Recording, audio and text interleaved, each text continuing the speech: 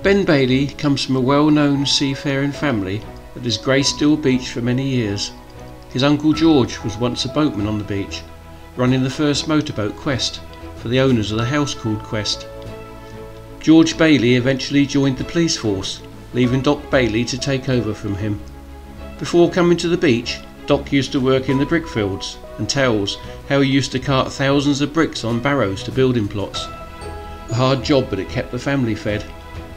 Ben's father had a small shop in King Street called Little Billingsgate, where he used to sell fish in the old days. This was taken over by Smith's, the wholesale fish merchant, from Peter Street in the 1960s. Doc then decided to go into partnership with Bob Osborne. Between them they had 6 double scullers and 50 deck chairs. The deck chairs were set behind windbreaks in the summer months, and these were a great asset which added to their income, and a mecca for the visitor who could sit comfortable on the beach in a deck chair, out of the wind, and watch the shipping and boats steaming through the downs, most likely enjoying an ice cream at the same time. They also had the motorboat Prince of Wales. With this boat they pursued their living by taking out trippers to the Goodwin Sands and around the wrecks, in trips up and down the downs to view the town from the sea, greatly adding to their income in the summer months. On the coming of autumn they started commercial fishing for herring and sprat, and then longlining for cod during the winter months. The teddy bear was added to their fleet, and then the girlie, which was purchased new at a cost of £8. In 1928 they bought the galley Undaunted from Dickie Philpott, another well-known fisherman on the beach at that period. Dickie Philpott also owned the motorboat Reform. It was a sad and sombre day when Dickie Philpott hung himself in his net loft. All his boats and gear were sold to Fido Bailey in 1930. Doc Bailey used to pilot sailing barges into Ramsgate Harbour and used his galley for recovering anchors lost by ships.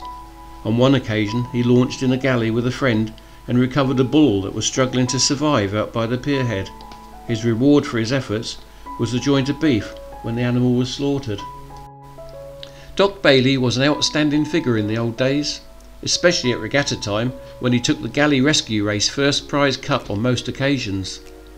Many stories and tales of heroism surround Doc Bailey, too many to talk about, and like Doc Bailey, his son Ben Bailey played a part in heroic and daring rescues on and around the treacherous Goodwin Sands, helping to save many ships and lives in conditions which at times were unthinkable. But that was a Deal boatman's life, hard work and fearless of nothing that the elements could throw at you. A living had to be made, however arduous the task, and families had to be fed. I've tried to give a small insight into Ben Bailey's life as a Deal boatman and lifeboatman, and his upbringing on Deal Beach, enlightening some of his career in his active days. His memoirs are vast and cover many pages. Many of these can be seen in Ben's own page on my website, where his stories of Deal and many other pictures have been placed. This is but a brief description of the life of Ben Bailey, who we will refer to as Ben from here on. The story has been made in 2 parts. This is part 1.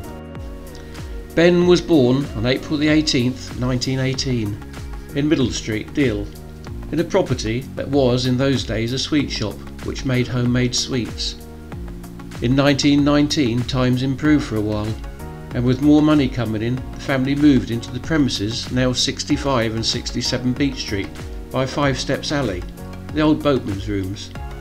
The house still had a reading room for boatmen, and it once housed a little harmonium which was played regular by the boatmen whilst they sat and waited for a ship to go aground on the Goodwin Sands, or had a request from a vessel needing a pilot. They would occupy themselves by playing cards and have a tipple while singing along to the tune being played on the old harmonium. On Sundays in the old days, a vicar came, but he never gave a Sunday service. Kids weren't allowed in the boatmen's rooms on account of the lively language used by the boatmen. Ben's parents had 4 children, 2 boys and 2 girls. They lost their eldest son tragically when he was a young man, and their eldest daughter died after she gave birth to a daughter. This meant that Ben's mother had another young child to look after at an age when life should have been getting a little easier for her. As a schoolboy, he spent all his spare time on the beach, helping out and learning the ropes. There were still quite a few horse and carts about in those days.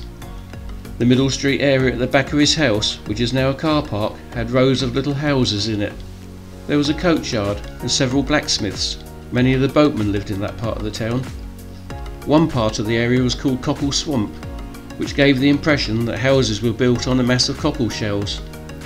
Cockling was carried on in a large scale, and there were several cockle stalls on the seafront selling to the punters that visited the town. The most famous one was Honest Tom. He used to go to Sandwich Bay with a pony and cart. Doc Bailey said that when he was a young lad he went to Sandwich Bay, he took a barrow and a mast and a sail, so when the wind was right he would raise this on his barrow and it helped him pull his loaded barrow home. Deal was something of a seaside resort in those long lost days. Trips could be taken in horse breaks. These always looked dangerous as they seemed so high, and at one time one turned over going down a steep road in St Margaret's Bay.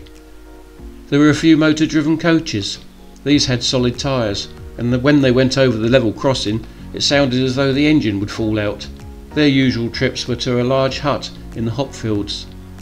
Ben left school at 14, a modest scholar. The beach and the sea was all he thought he needed. A few deck chairs, a couple of rowing boats and one smaller motorboat. He wrote how he remembered that the money which was earned during the summer season, autumn and early midwinter months had to be carefully conserved to get his family through the late winter and early summer months.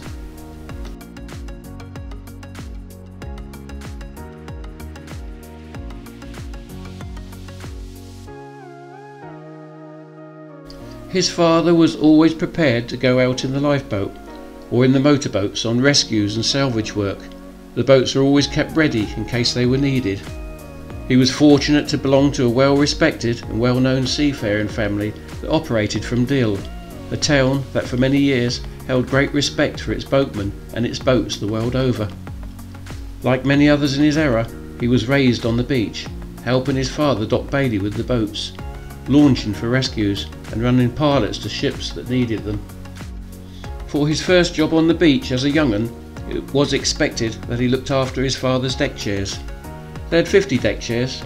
He used to collect the money from the punters and absolutely hated it, but it gave him a bit of pocket money at the end of the week. He also looked after the rowing boats, 4 double scullers, a single sculler and a skiff.